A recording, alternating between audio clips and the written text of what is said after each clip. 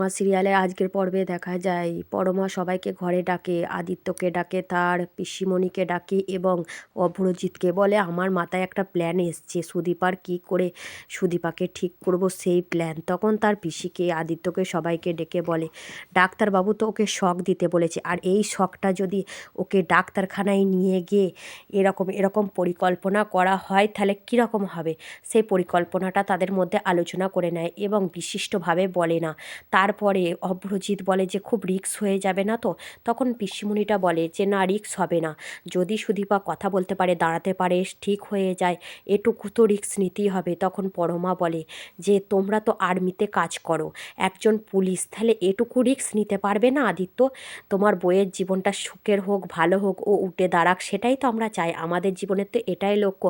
চলো আমরা সবাই মিলে এই উদ্যোগই নিই, এই যে প্ল্যানটা আমরা পেয়েছি সেটা সাকসেসফুলভাবে পূর্ণ করতেই হবে। আমাদের যে করেই হোক সুদীপাকে ঠিক করে তুলতেই হবে। তখনই ডাক্তারখানায় নিয়ে যাওয়ার জন্য গাড়ি নিয়ে বেরোয়, আর কতগুলো ডাকাত আদিত্যর উপর হামলা করে। এই প্ল্যানটাই তখন তাদের মধ্যে হয়েছিল। আর সেই ডাকাতগুলো আর কেউ নয়, অভ্রজিৎ, পরমা এবং তাদের ভাই আদিত্যকে সবাই চড়াও হয়ে মারে, খুন করার চেষ্টা করে। সবটাই কিন্তু অভিনয়। সুদীপা দূর থেকে গাড়িতে বসে বসে দেখে, আর তার পিসিমণি বলে জামাইবাবুকে মেরে দিচ্ছে, তুই কি কিচ্ছু করবি না সুদীপা? সুদীপা যে করেই হোক জামাইবাবাকে বাঁচা, নাহলে জামাইবাবা এক্ষুনি কিছু একটা ঘটনা ঘটে যাবে। সুদীপা তুই বসে থাকিস না, সুদীপা আমাদের জামাইবাবার সর্বস্ব শেষ হয়ে গেল, সিঁদুর স্মৃতি থেকে চিরকালের জন্য উঠে যাবে। অন্যদিকে অভ্রজিৎ আর পরমা নাটক করছে আদিত্যকে মারার। আর আদিত্য বলে যে হ্যাঁ তোমরা কারা বলো, আমাকে কিসের জন্য মারতে এসছো? আর ও তার পাশ থেকে তার পিসিমণি বারংবারভাবে উত্তেজিত করে তোলে সুদীপাকে। আর তখনই আদিত্য বলে যে তোমরা পালাও পিসিমণি, এখান থেকে পালাও, আমাকে যে করেই হোক তোমাদেরকে বাঁচাতে হবে, আমার যা হয় হোক, তোমরা পালিয়ে যাও। তখন বারংবার আদিত্যকে মারধর করে অত্যন্ত খারাপভাবে মারতে লাগে, আর সেটা সুদীপা গাড়ি থেকে দেখতে বসে বসে দেখে এবং সুদীপা চেষ্টা করে যে করেই হোক আমাকে বেরোতে হবে। আর এধারে পিসিমা কাঁদতে কাঁদতে বলে যে জামাই বাবা তুমি আমাদের জীবন থেকে চলে গেলে, আর আমাদের জীবনে কেউ নেই, ওর বাবা তো কবেই মরে গেছে, আর সুদীপার তো এরকম অবস্থা, সুদীপা তুই কিছু একটা কর মা, সুদীপা তুই কিছু একটা কর। বারংবার পিসিমণি এই কথা বলতে থাকে।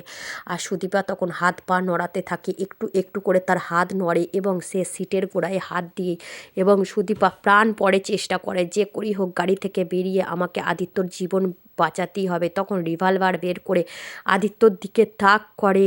এই দৃশ্য দেখে সুদীপা আর গাড়িতে বসে থাকতে পারে না, উত্তেজনার বশে হঠাৎ করে আদিত্যর সামনে চলে আসে সুদীপা, আর সুদীপা তাকে বাঁচায়।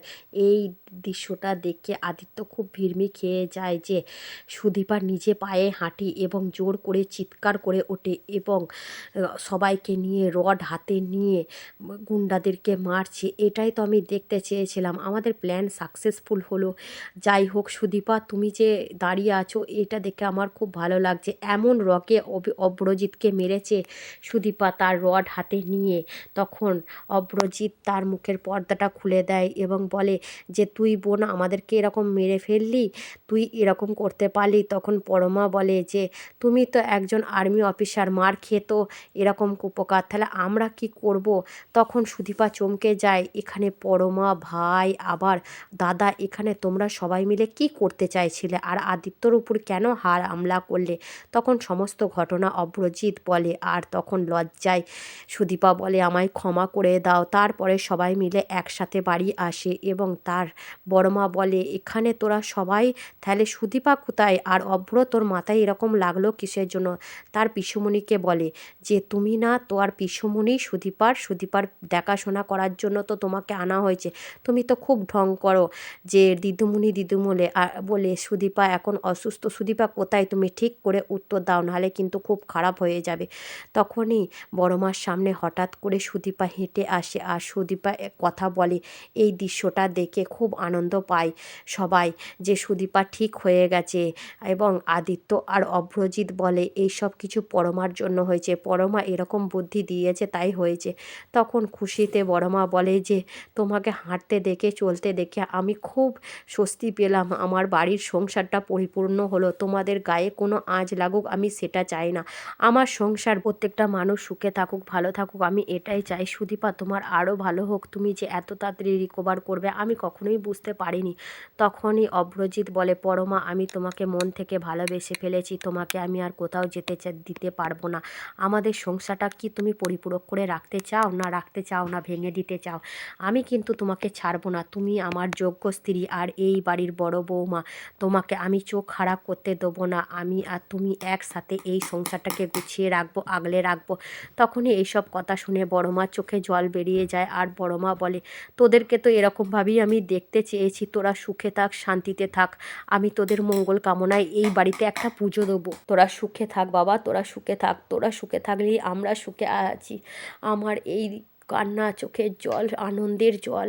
আমরা তো সব সময় চাইতাম তোদের ভালো হোক, আর তোরা এত ভালো আছিস, তোরা খুশিতে আছিস। আমার ভাঙা সংসারটা এখন জোড়া লেগে গেছে। সুদীপা মা, তুমি কিন্তু এই সংসারটাকে এরকমভাবে জোড়া লাগিয়ে রেখো। পরমা মা, তোমার কাছেও আমার এই অনুরোধ, তোমরা সবাই মিলে একসাথে হেসে খেলে থেকো। এটাই আমি সব থেকে চাই।